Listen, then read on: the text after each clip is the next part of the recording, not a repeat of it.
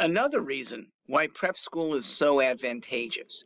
This is mainly for parents, that parents have some control over prep school policies, far more than they do over public school policies.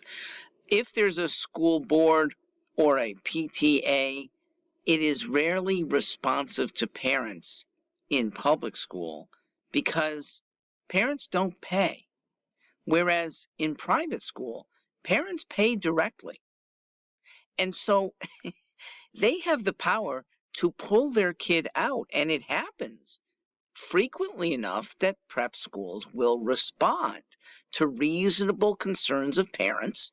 They might take surveys. They certainly listen with the idea of truly helping. Contrast with that with the public schools, who usually, if they're listening, the officials are thinking at the same time, how do I make this parent go away? How do we rebuff this? How do we counter this? You hear this all the time at board meetings, and certainly you don't hear it, but I'm sure it goes on behind the closed doors of executive session board meetings.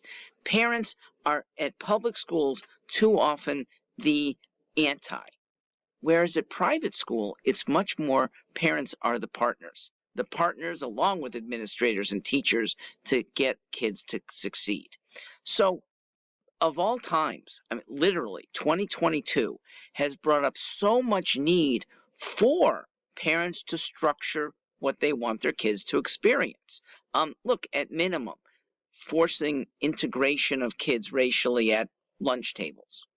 But go to bigger issues, like, do we force masks? Do we, in another COVID-like breakout, have Zoom?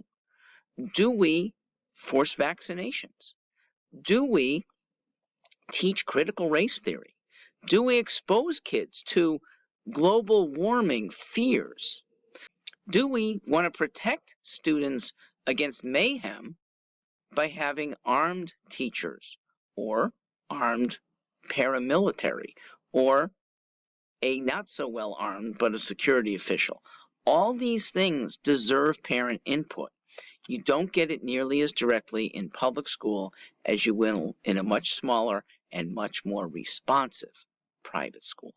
For that reason alone, prep school is worth checking out.